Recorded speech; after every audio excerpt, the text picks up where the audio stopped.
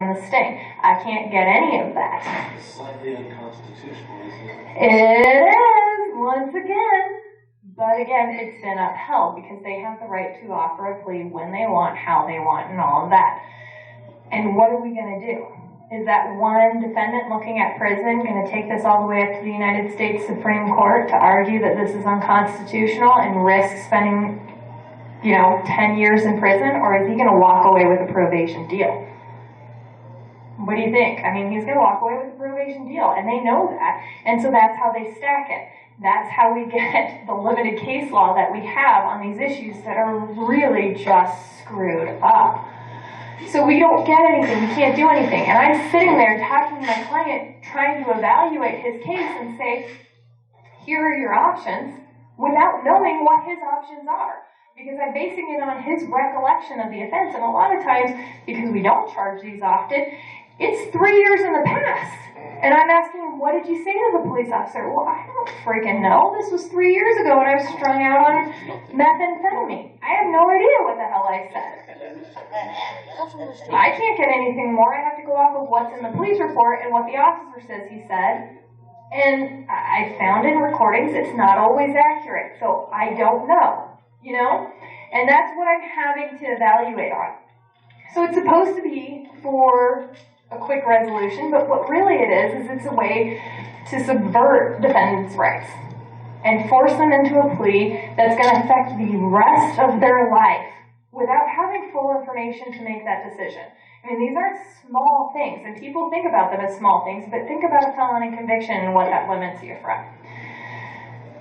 What then happens is these pleas typically offer things. If you're a first-time offender, it's going to offer you probation. You're going to be offered a Class 6 felony undesignated, which means you can earn a misdemeanor after being on supervised probation for a period of time. You will have hoops to jump through, which typically include community service, huge fines, because we got to pay for all of this prosecution. And also you need to deal with drug education, right? Well, there's no consideration given to the defendant what his situation is. Can he get through any of this? I mean, we're giving him a biscuit at the end, get a misdemeanor, which we would hope he could get because maybe he's going to clean his life up and he's going to stop committing offenses, right?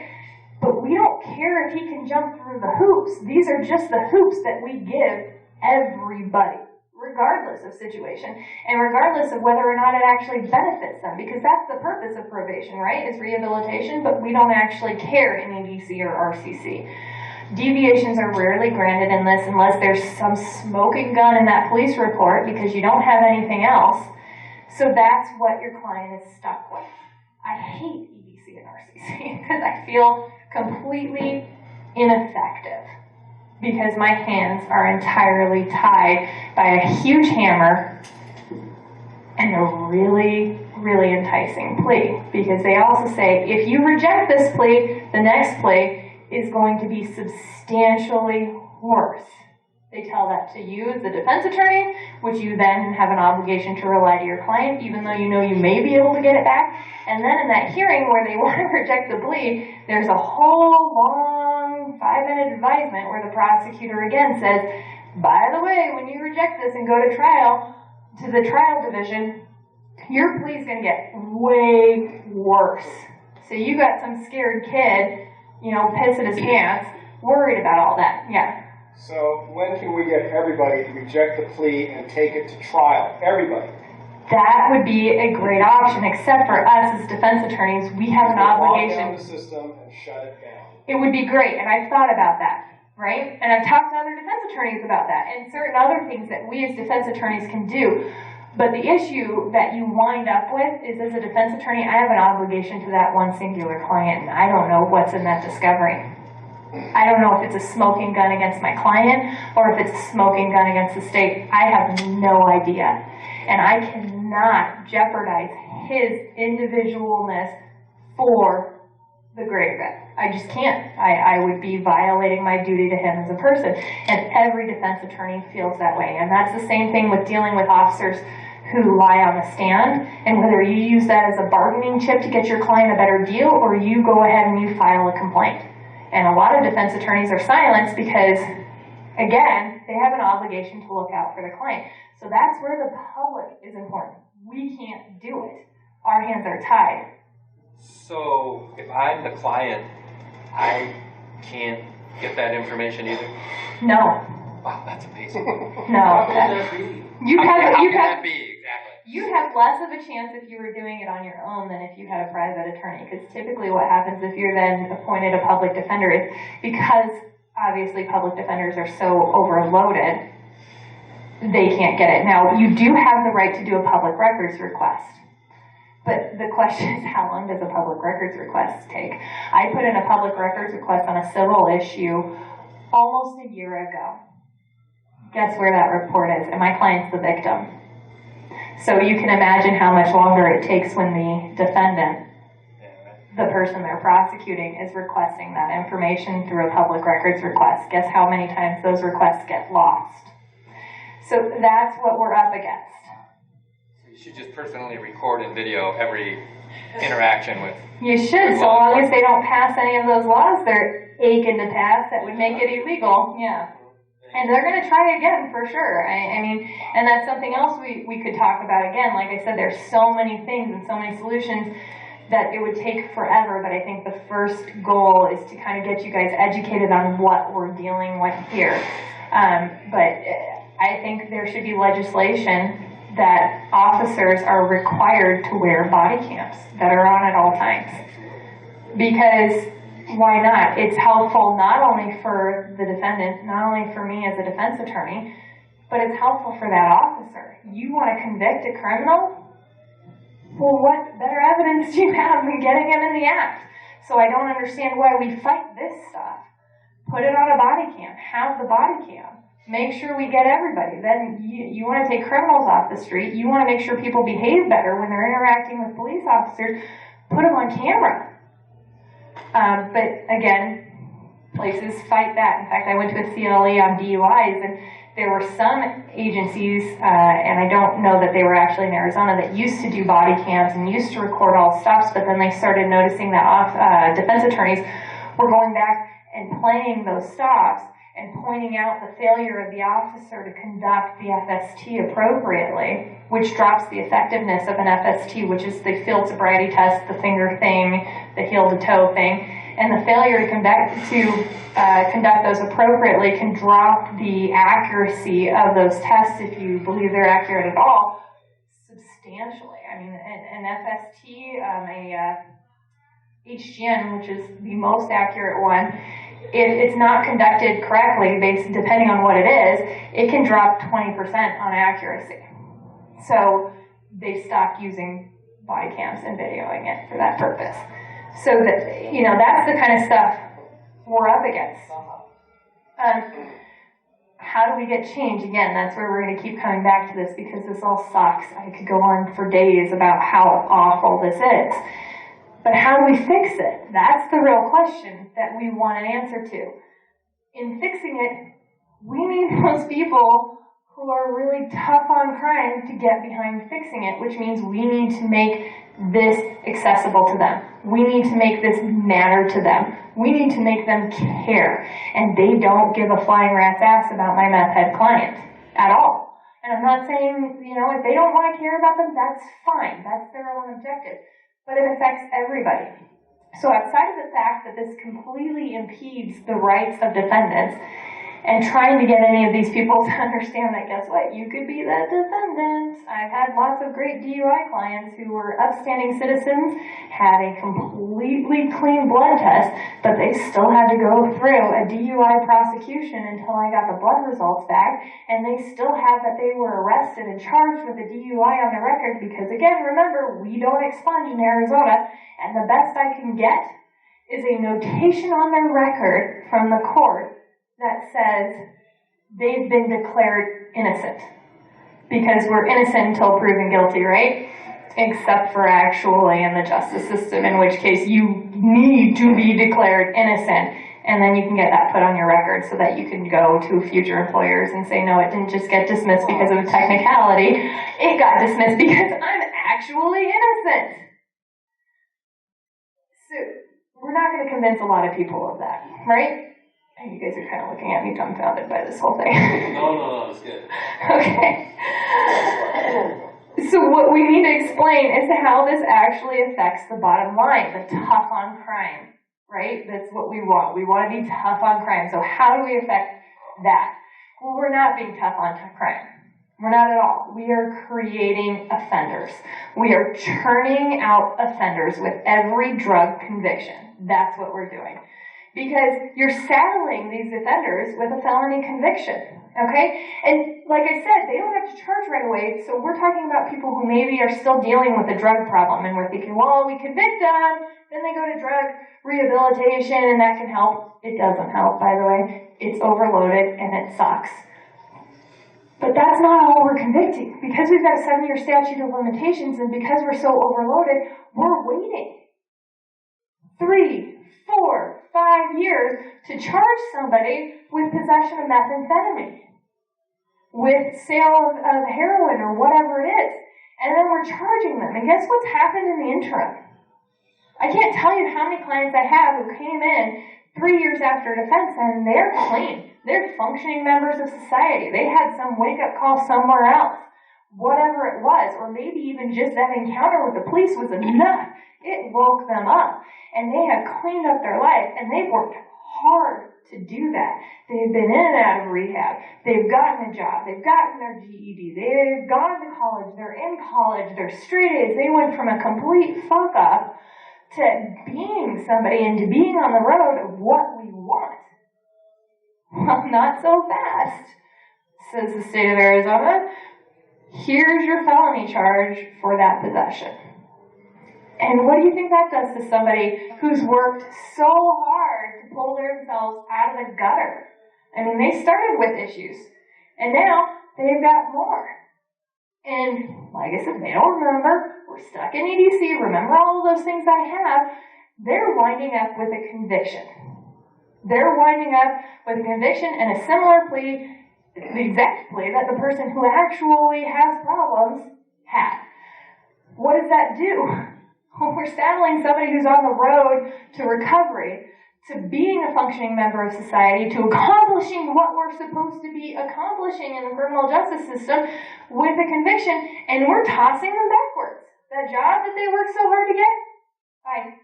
It's gone. Why? Because now they have a felony conviction that they have to report to their boss, and that employment agency or that job refuses to hire people with a felony conviction or who have been charged with a drug offense.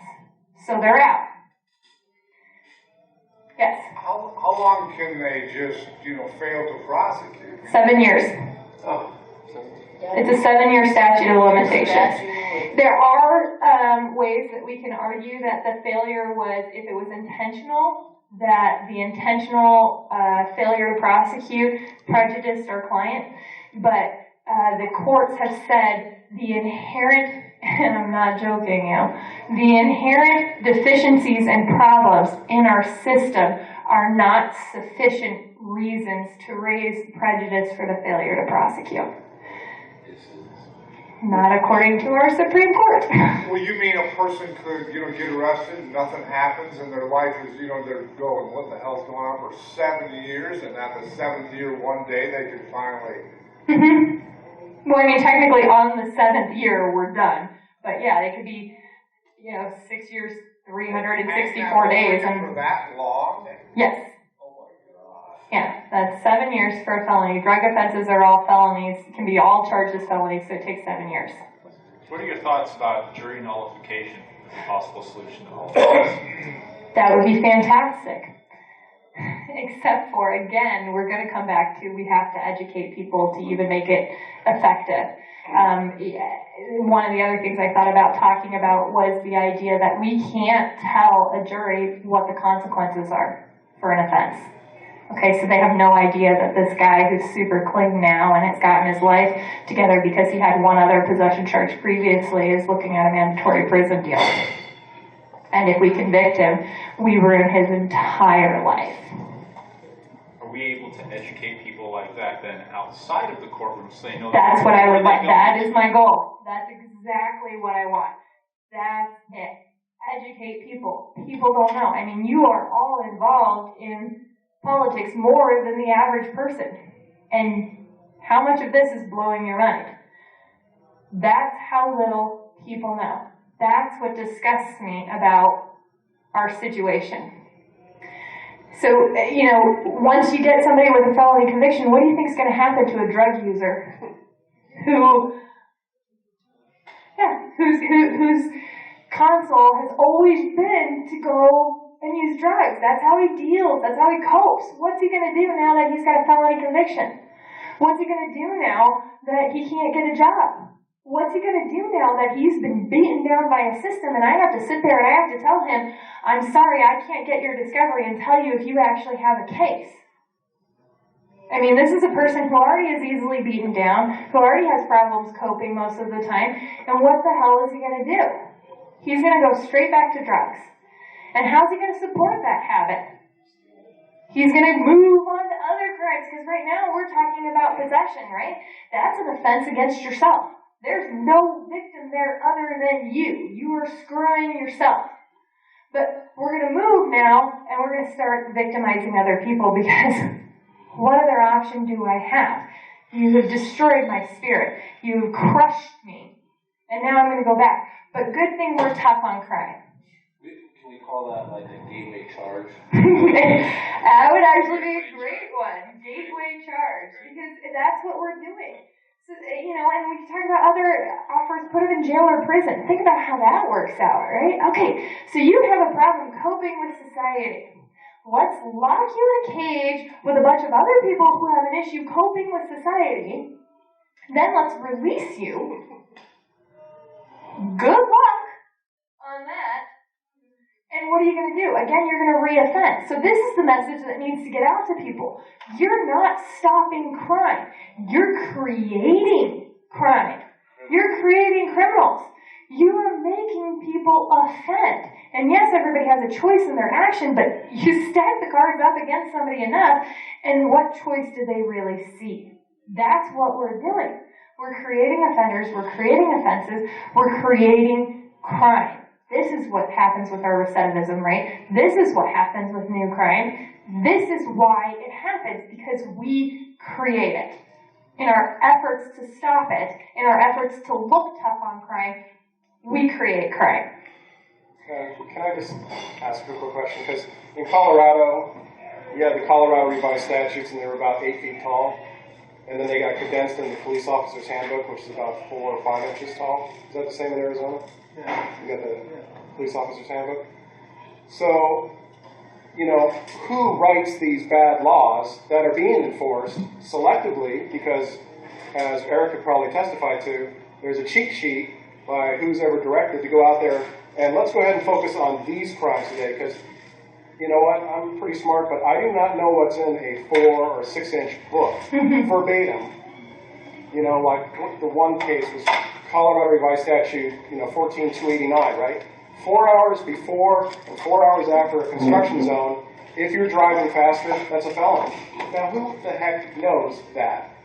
Where is this publicized? But it's not publicized anywhere. People don't understand there's offenses nobody knows are actually crime. People don't know about that. And as far as who creates it, again, this is all political at its root, which is why I'm saying get the public involved. Get everybody involved. Is it the Legislature creating the class 4 felonies and all that? Right, and these are statutes and legislation that's pushed forward by politicians with their own agenda. Okay, I'm going to be tough on crime, all right? I'm going to be tough on crime, so here's a statute that I'm going to say. If you do this, if you do X, your penalty is going to be, the entire alphabet for, because we're pissed about it. And then the law is created, oftentimes not reviewed by an actual lawyer who might actually tell you how it could be implemented, and then it's abused. And we'll get into that. That's the next point I want to talk to. This is why I'm saying educate people. People don't know. And the other part of this is we're so busy dealing with all of this shit for these people who have their life together and prosecuting them that we're not dealing with real crimes. Okay? So we got a guy out there who's a meth head let's prosecute him. Let's spend a lot of resources on that. Let's spend a lot of police time on it. And I'm gathering that you're an officer.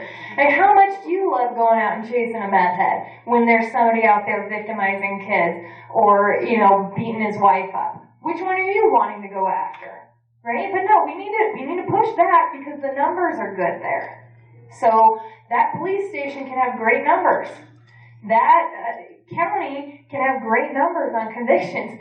Convicting a victim offense, much more difficult because there's a lot more in play. So we neglect those, and what happens is those real criminals, they slip through the cracks.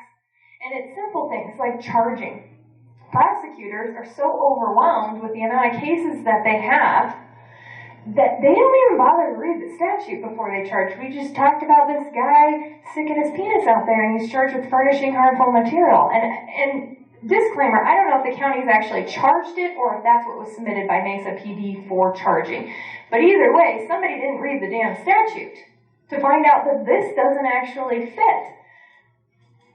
They'll charge offenses and real offenses. And one great example is the Elizabeth Johnson case. I don't know if any of you know that. I second chaired that with Mark.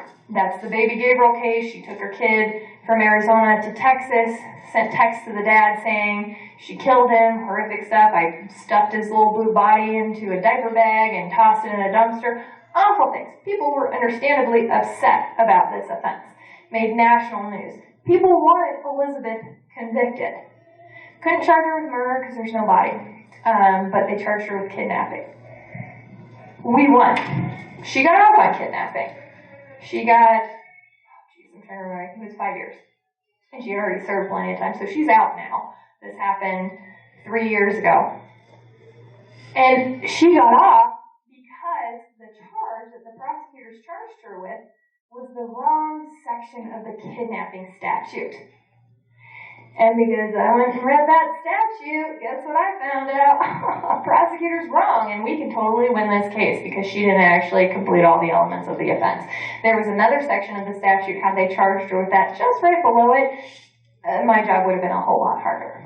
But they didn't. And there was a huge, long pretrial there, but they're too busy to read the statute because they've got a huge caseload of all of these offenses because other prosecutors are spending their time convicting the meth head who's rehabilitated. Oh, thank you. So this is the problem. This is what we're dealing with. We're not just dealing with a waste of resources. We're not just dealing with creating crime. We're dealing with allowing real criminals to get free because we can't focus on them because we're too busy focusing on stupid things. Because we want the numbers to appear tough on crime. And nobody bothers to dig in enough to look and see what that actually looks like. And what it looks like is we're letting other people get away. Because we don't look. So they didn't find out about that they had charged her under the wrong statute until we're in trial, and it was too damn late. And we won that one. And that's not the only case. In fact, the same prosecutor, I got her on another sex offense case, and again, she charged under the wrong statute. So you got a sex offender on. I haven't finished that case. It's not like getting off. I'm doing my job. And then here's the other point. And guess what happened? I got lots of hate mail on Elizabeth Johnson. Lots of it. And people were very angry. My response is, I'm doing my job. And I wish it had been more publicized that this is when I was in Mark's office. I would have made a bigger deal about the fact that, you know what? Be pissed off about this. But point your finger at the right place. Because this is your state failing to do its job and start calling them to order. Because if somebody commits a real crime, yes, I would like them convicted, even though I do defend them. But I also have to make an example to the state, and the only way I can do that is by getting criminals off. Because what other example? How else are they going to learn? They don't listen to me.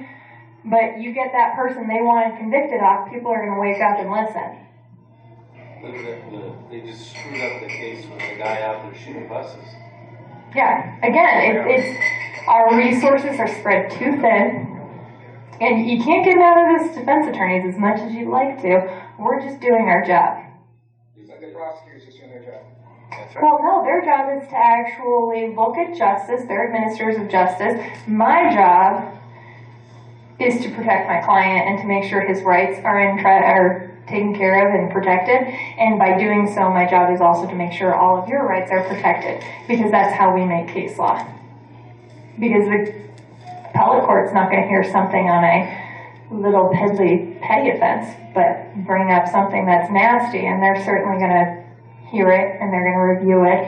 And police departments who didn't do the right thing, they didn't Mirandize correctly, they're certainly going to have staffing and say, hey, this is what happened when we didn't do it correctly. This asshole got off, fix it. So as much as you want to complain, that gets changed. Other option is, let's educate people so they understand what's happening out there. Let's get people behind it. Let's get a system that runs better. Make my job harder. I'd appreciate it. So this brings me to another thing that we've kind of touched on, which is mandatory minimums, and we've talked about that whole thing. Mandatory minimums, they sound really good. Like I said, you do A, we're going to give you this. So one of my favorite ones to use as an example is the dangerous crimes against children, which is 13704, or 705, I apologize. This is a statute meant to deal with people who commit crimes against children under the age of 15. So if you commit a crime against somebody under the age of 15, you are subject to some of the harshest mandatory minimums. There's no probation options. There is no early release. Every single charge is stacked. All of that. And it's very harsh. And just the title alone gets you to start thinking what it probably is. This is to deal with, and this is what the legislature has said, it's to deal with those people who prey on children. And who doesn't want that? Right? You screw with a kid, you should have you should have your head in a vice. Why not? You screwed with a kid. That's what happens. So your mind automatically goes to child molesters, child abuse, horrific crimes, right? That's not what it's used for. Instead, we use this as a bargaining chip. We use it to show a defendant, here's what you could be facing. And here's a great example for you. I had a case, it was a father, he was divorced, he was a retired police officer, he had no criminal history, and he got involved in a grow operation. On his parenting time, he brought his kids, at least once, possibly more, to the grow operation. And they were around marijuana. Allegations that maybe they cut a tree, whether he directed them to or they just decided to trim a plant themselves because they're kids. No one knows. Doesn't matter. We now have a drug offense with a minor. And because they were under the age of 15, 7 and 8, I believe, he was charged with a dangerous crime against children. He already, with having a drug offense involving a minor, was prohibited from any probation at all. But then, when we add the DCAC on it, it's stacked. So we are now looking at a presumptive of 20 years for each count involving each child. So he was looking at, for the 2 charges, 40 years in prison. At the same time, I had a sex offender, one of the clients I would actually tell you for sure was a child predator who was looking at less time.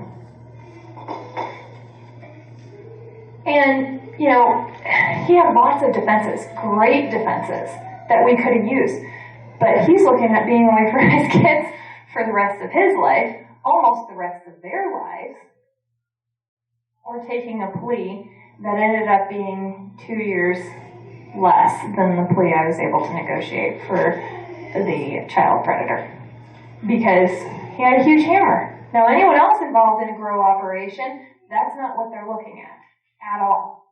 Especially with no priors, especially with everything he had going for him. But because they had that hammer, they could get a really big plea from him, because what are you going to do? A few years in prison and get out and maybe see your kid graduate from high school, or at least one of them? Or try all those defenses and risk never seeing your kids again. And that's what he was faced with, so he took the plea. And while that's horrific enough, let's look at how this affects everybody, because again, some people may say, well, he should know better.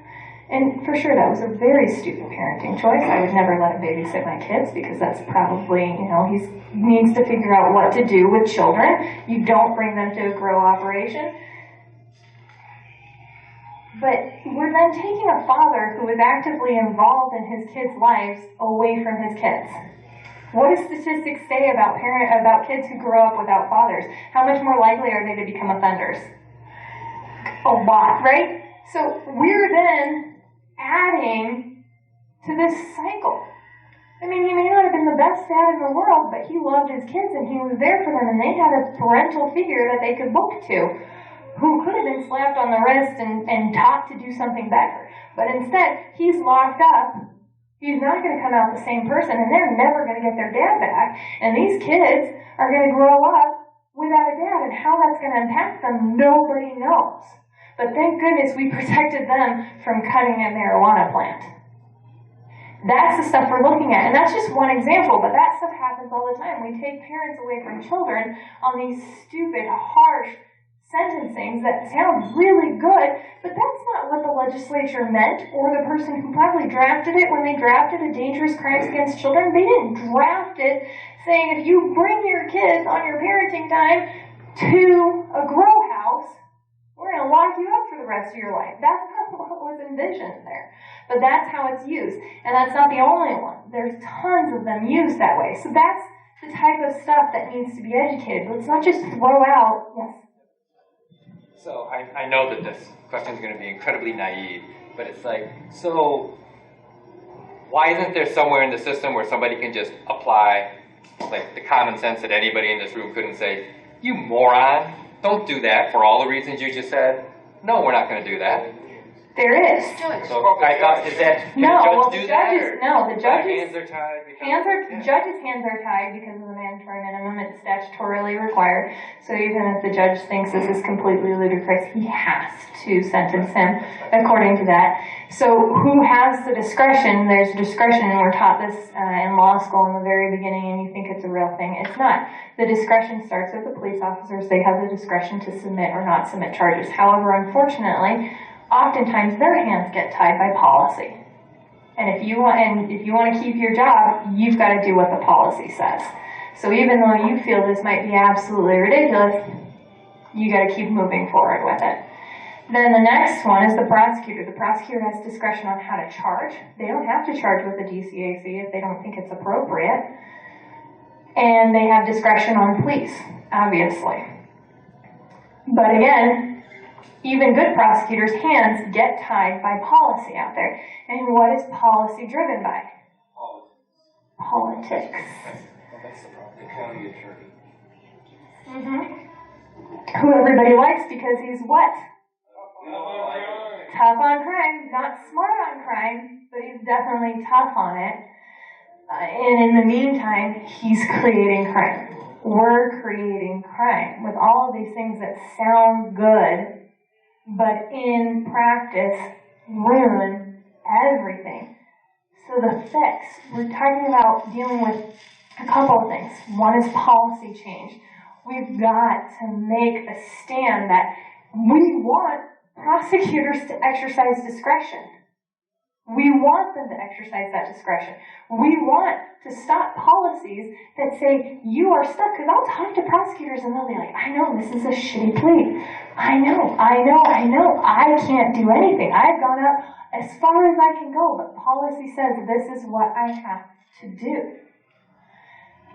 We want to say, we don't like that policy. And that's only coming from a public outcry. Only from a public outcry. And the only way public's going to outcry is if we educate them so they know what to yell about. So that's what we need to do, campaigning. So nobody's yelling about prosecutorial abuse. No.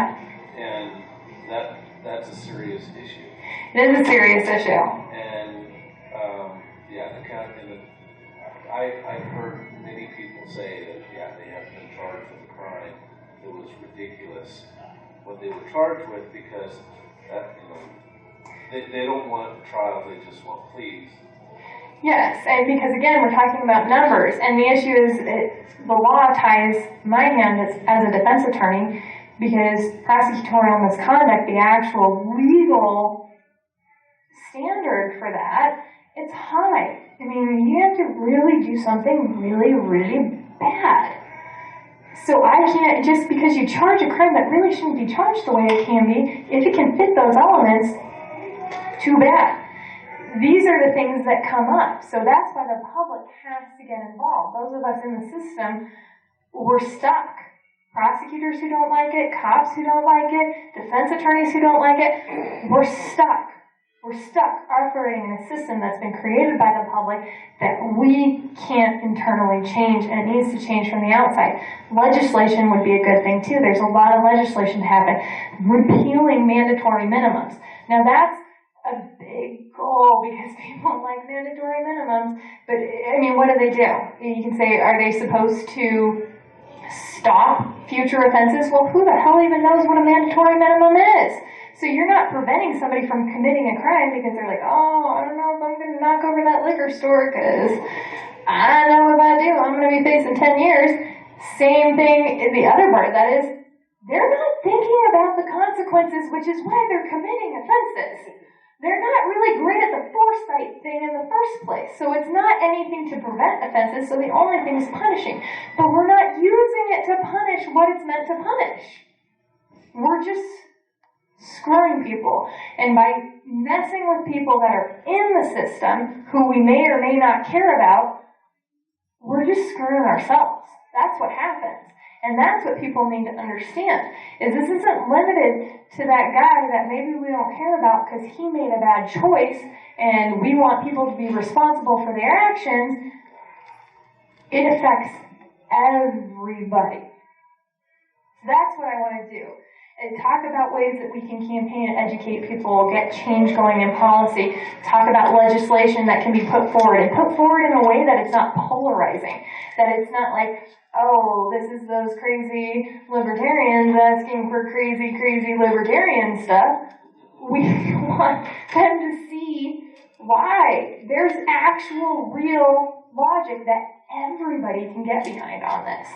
That's kind of where I'm going, and I was going to open up to question and answer, but I don't know.